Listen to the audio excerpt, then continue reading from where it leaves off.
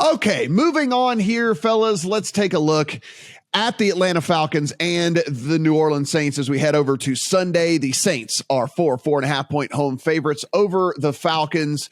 43.5 is the prevailing total across this. Of course, the big news in this one, the Falcons have moved on to Desmond Ridder. We knew it was coming at some point. We've been screaming this for about a month. They have to see what they have in this guy. Marcus Mariota was not the future. They had to see if Desmond Ridder has anything whatsoever in the tank, and this move needed to be made. So the only weird part about this is technically neither one of these teams are dead in this division. That's the worst division in the NFL. So interesting move here by the Falcons nonetheless. Mariota is going to undergo a procedure on his knee. Steven, I'll start with you on this one. I don't have a play here.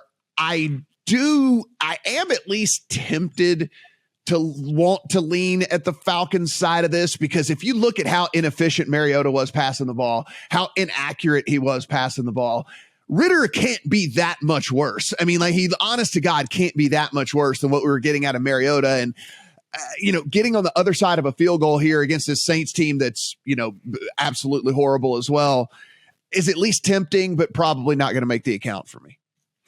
Yeah, to your point, since week 10, Mariota was 34th in EPA and CPOE composite among quarterbacks with at least 30 pass attempts. So not even in the league, so to speak. So, but you know me, I am always hesitant to say it can't be worse than that, because we saw it with Sam Ehlinger. It's in the range of outcomes that he could be better, but they've had a lot of opportunities while they were still more mathematically in the hunt to put Ridder in, and they didn't, which makes me nervous that he isn't ready to play.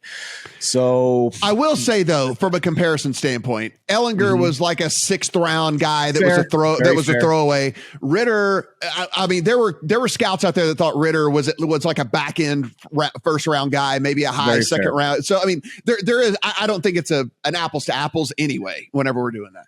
Now, let me tell you the other side here, because I'm with you. I have also been tempted all week to take the Falcons. This 4.5 that is still at one of the books has been staring me in the face all week.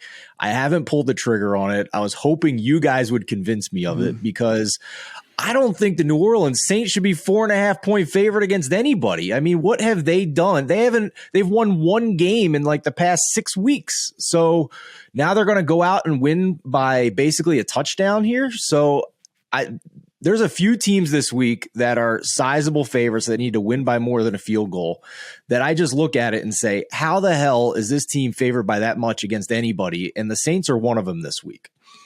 Yeah, Adam, maybe you can convince us one way or the other on this thing. I mean, it's just I look at the Saints, and it's been a lifeless offense pretty much all season long, but certainly over the last month and a half of the season. The defense is not a shell of what it's been over the last couple of years as well. And they have really, I know they're, again, technically alive in the division, but really nothing to play for there either. Lame duck quarterback. I mean, like, it's just on and on and on and on here. Things like that you don't want to be backing with the Saints, but they find themselves as 4-point favorites.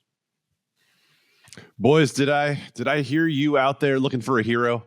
Yes. Looking for someone to say to you, bet the Atlanta Falcons. Looking for someone to convince you. There we go. That the boys from Georgia are the side you want to be on. Did I hear you say that that's what you need? Let me see if I can rip apart this quarter zip sweater like Hulk Hogan and come out as your guy, because I'm on the Atlanta Falcons at +4 this week. Part of it's what Steven said. Find me a team in the NFC South that is 4 points better than anybody else at the moment. Now, the games haven't always played out that way, right? You have a game like Carolina just rolling Tampa that doesn't really show up that way. Think about what happened when these two teams met the first time around, right? We had an absolutely wild game early on this year. And I think it kind of portends what you could have again with them, which is that we have no idea who Desmond Ridder is going to be. Now, I'm not scared off by that. Like we were saying, it can't be a lot worse than Mariota. And I'll ask Matt, the Saints fan, this. What are the Saints good at right now? Yeah, absolutely nothing. Like really and truly. I mean, maybe checking it down to Alvin Kamara from time to time. That's about it. Yeah, that really is. That's about it. You've got Cam Jordan limited in practice. You've got Marshawn Lattimore still limited in practice. Those are the two best players on this defense, and especially the Cam Jordan piece in terms of what kind of pressure is going to be on Desmond Ridder when he stands in there to throw the ball. I don't know. Some of the podcasts I listen to and the folks I follow basically were saying you're going to be shocked by how good Desmond Ridder really is because in the preseason he did look strong. So Atlanta's the right side from here. Money line sprinkle on the Ridder upside. I don't hate it, but I also don't trust the Falcons enough to go on the road and win outright. That the price is big enough for me to go away from getting the 4 points. But I'm not going to sit here and say to you it's a terrible idea. Matt, I will say now that he's said it, I am convinced. I'm betting it. And I am going to add another stat in here. We know the Falcons run the ball despite their issues the past few weeks since week 10. They are still top 10 in rush EPA and success rate. The Saints are bottom 20 in stopping the run by EPA and success rate. Falcons are keeping it close. I'm in. Thank you, Adam, for the endorsement. You got me over the line. I might have to just sprinkle. We might have to have a family bet this week. There we go.